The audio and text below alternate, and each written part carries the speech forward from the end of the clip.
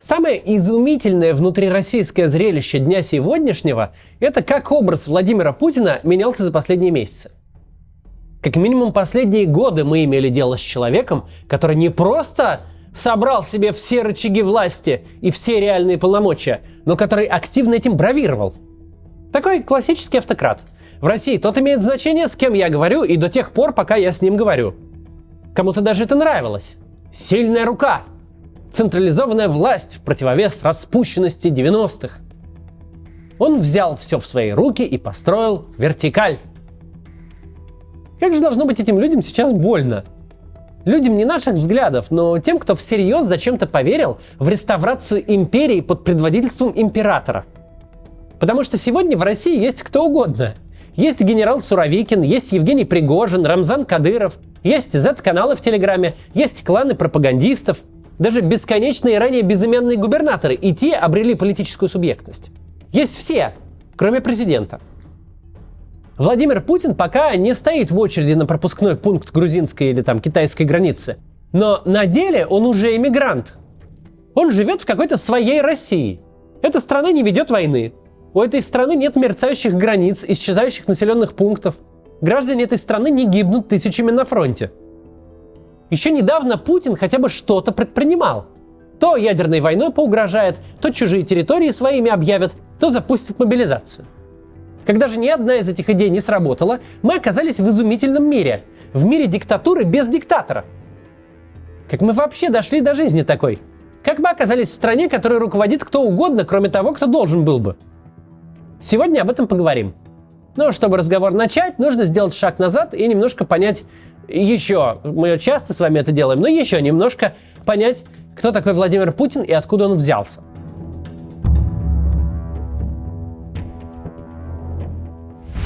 В интервью Дмитрия Нагиева Юрию Дудю есть очень важный момент.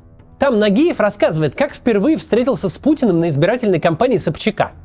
Из этого рассказа мы узнаем, что заместитель главы северной столицы, размером с хорошую скандинавскую страну, начальник избирательного штаба третьей по масштабу в России избирательной кампании, занимался раздачей гречки, сахара и тушенки.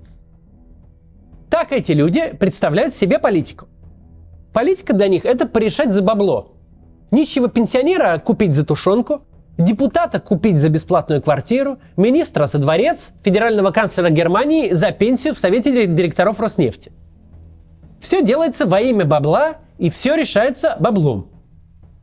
Единственная реальная религия российской власти и лично Путина – это культ бабла.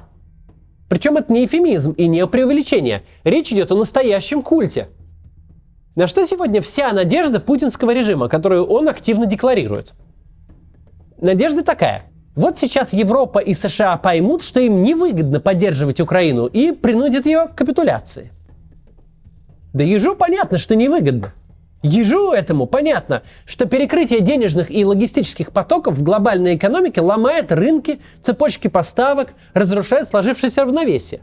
Одни рынки начинают тянуть за собой другие и проигрывают при этом все. Никто не рассчитывает заработать введением санкций. Потери не станут ни для кого сюрпризом. Ну надо же, мы ограничили крупнейшего мирового поставщика нефти и газа, а цены на энергоносители пошли вдруг вверх. Какой сюрприз!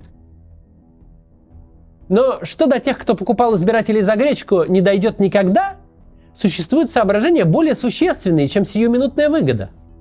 Ничто не мешало Соединенным Штатам, например, выгодно сотрудничать с режимом Гитлера, а не ставить на уши всю свою экономику, чтобы снабжать европейских союзников, в том числе СССР, всем необходимым, от тушенки и пуговицы до самолета и танка, и себе в убыток это все делать. Ни в каком приближении Гитлер Штатам не угрожал, заведомо не собирался и не мог бы с ними воевать. Даже атака Японии на Перл-Харбор вовсе не обязывала американское правительство отправлять вооружение, а тем более войска в Европу. Это слишком затратно. Более того, в Штатах было немало политических сил, рассуждающих в духе business as usual, что разборки нацистов с большевиками – это точно не наше дело, что мы должны заниматься своими проблемами, а торговать с теми, кто может заплатить. Такой способ мышления проявляется не только в ожиданиях того, что лишние 200 евро в коммунальном счете обрушит западное общественное мнение. Это вылезает даже в отношении к эмигрантам. Куда же вы едете? Там же зарплата будет ниже, а цены выше. Вам же там будет сложно устроиться. Вас там никто не ждет. В их голове вообще не укладывается, что интересы людей могут выходить дальше материального достатка и бытового благополучия. Что кто-то всерьез может руководствоваться нравственными категориями. Что у людей могут быть свои взгляды и принципы.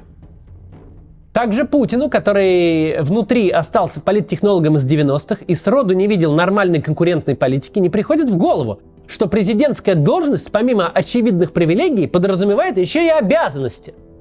Например, что в сложную для страны минуту избранный народом президент должен собраться и приложить максимум усилий, чтобы вытащить страну из кризиса.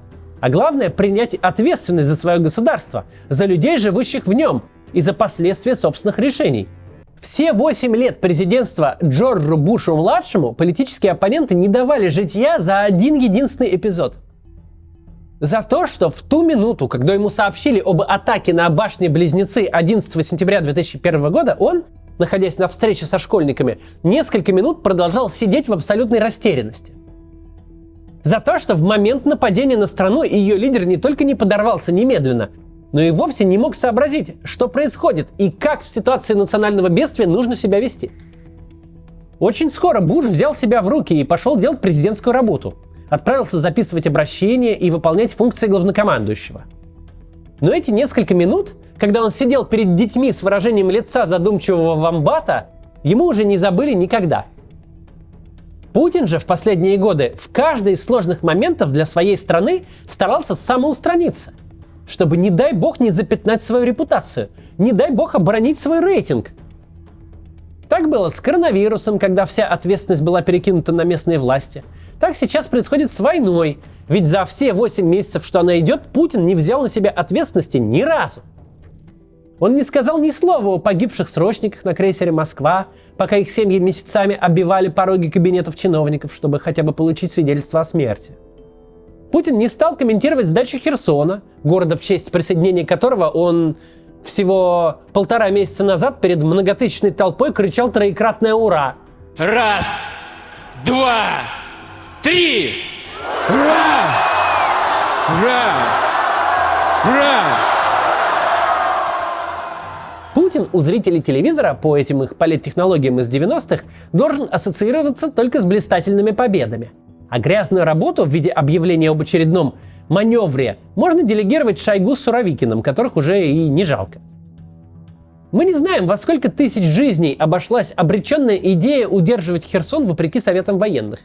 Но мы точно знаем, что все эти люди погибли во имя больного тщеславия человека, который настолько труслив, что не отважился лично озвучить отступление, как не отважился сказать пару слов в память о погибших. Ведь все это, конечно, скажется на рейтинге, который для Путина и его окружения стал вторым культом после культа бабла. И во славу ему полегли десятки тысяч военных и мирных жителей. Российские солдаты, чей путь закончился на украинской земле, должны были добыть для Путина выборы 2024 года. А теперь, когда война затянулась и приносит поражение за поражением, они имиджевая издержка, у которой нужно быстрее забыть.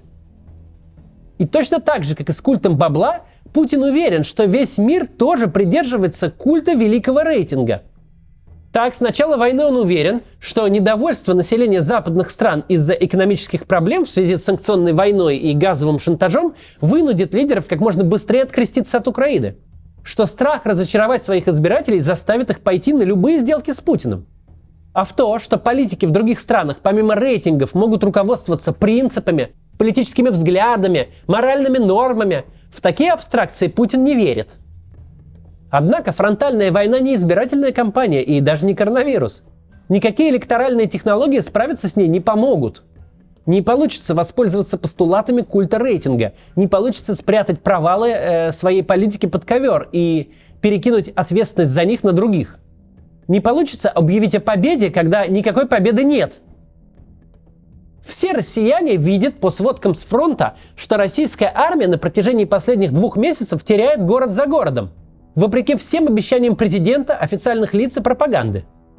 В итоге несостоятельность Путина как главы государства становится очевидной даже для самой милитаризованной, самой отбитой публики.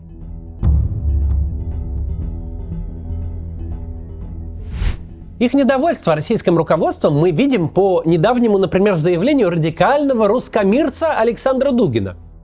Комментируя сдачу Херсона, он напомнил о древней традиции избрания царя дождей. Согласно трудам этнографов, в некоторых архаичных сообществах существовал обычай, по которому один из членов племени избирался царем и назначался ответственным за то, что с неба идет дождь. Пока дождь капает регулярно, царя всячески ублажают. Наделяют его неограниченной властью, кормят лучшей едой, отдают в наложницы самых красивых девушек. Однако, как только начинается засуха, его приносят в жертву, перед этим вкусно накормив и одев в церемониальную одежду.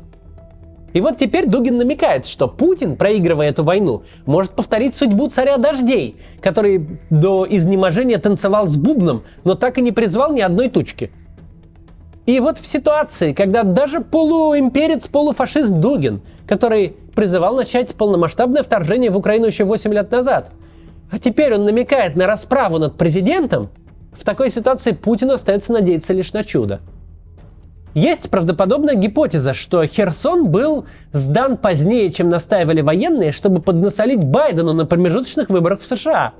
Что Путин надеялся на решительную победу республиканцев, которые менее охотно стали бы поддерживать Украину, и тогда, может, что-то бы изменилось. Если эта гипотеза верна, получается, что есть Путин, который 24 года просидел у власти в первой по площади и 7-й по населению и 11-й по экономике стране мира, который пересидел уже всех советских генсеков, кроме Сталина, который развязал агрессивную войну в центре Европы, и вот этот самый человек теперь с надеждой смотрит на результаты американских выборов. Дескать, а вот победят трамписты, а вот как зарубит помощь Украине? Россия, конечно, была в разных отношениях с Соединенными Штатами за всю свою историю, но, кажется, никогда в таких, чтобы полагаться на волю американских избирателей. Неизвестно, лучше это или хуже, чем полагаться на Господа Бога или на холодную зиму в Европе, но совершенно точно это унизительнее. Отправив людей умирать, Путин закрыл глаза и надеется на хорошее.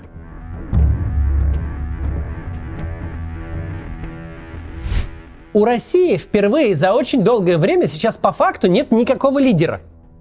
Генералы на оккупированных землях как хотят распоряжаются территориями и людьми. Вагнеровцы, как бы запрещенные российскими законами, публично проводят казни без суда и следствия. А человек в президентском кресле тем временем ждет какой-то такой развязки всей этой кровавой вакханалии, которая хотя бы как-то он надеется, что не выбьет из-под него кресло. И тут вообще не важно, в какую Россию будущего вы верите. Имперскую ли, коммунистическую ли, или либеральную ли, как я. Никчемность Путина как правителя сейчас размывает саму российскую государственность, монополию на применение силы, суверенитет над территорией, легитимность руководства. Продолжаться так, конечно, долго не может. Рано или поздно раздрай российской государственности сметет и самого сидельца на президентском кресле. А вот до какого состояния в итоге будет доведено государство – это большой вопрос. История Владимира Путина – это не история кровавого диктатора, которая могла бы кому-то прийтись по вкусу. Это не история нового Сталина или Ивана Грозного. Это продолжение фильма «День выборов». Люди, которым что газировку рекламировать, что массажиста губернатором избирать, получили большую страну, но остались собой. Остались теми, чья задача, единственная задача, как можно более хитрым способом обмануть публику. Всегда схематоз Путина проходил. И проходил по единственной причине. Ему досталась невероятно крутая страна. Врагов нет, бабла сколько угодно, им можно все залить и всех купить. Общество устало от больших перемен и хочет просто пожить. Такую страну надо было постараться, чтобы добить. За 8 месяцев Путин почти справился. За это время централизованный диктаторский режим превратился в аморфную структуру, чуть ли не где кто палку взял, тот и капрал. Где все воюют, как бог на душу положит, и никто ни за что не отвечает. Обратите внимание на эту перемену. Еще недавно все обращались к Путину, даже если у них лампочка в подъезде перегорела.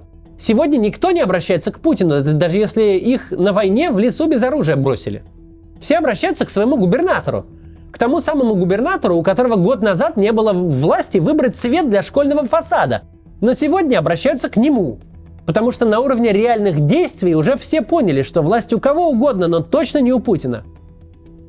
При большом разнообразии дурных примеров сложно вспомнить в России лидера, который настолько все имел и настолько все продолбал. Который продолбал не только Россию, как, господи прости, сверхдержаву или империю, но и Россию как относительно нормальное функционирующее государство, которое могло вести какую-то нормальную жизнь. Закончить я сегодня хочу вот этим вот замечательным роликом. Многие удивились, откуда у людей в Херсоне столько украинских флагов. Как так вышло, что через 10 минут после освобождения города там огромный митинг и у всех флаг? Ведь оккупационные российские войска флаги изымали. Люди реально могли пострадать за то, что держали дома флаг Украины. Вот это видео объясняет, как так вышло. Посмотрите и давайте вместе порадуемся за этих людей. До завтра. Через одну где-то. Мы совсем вот. Рідненько.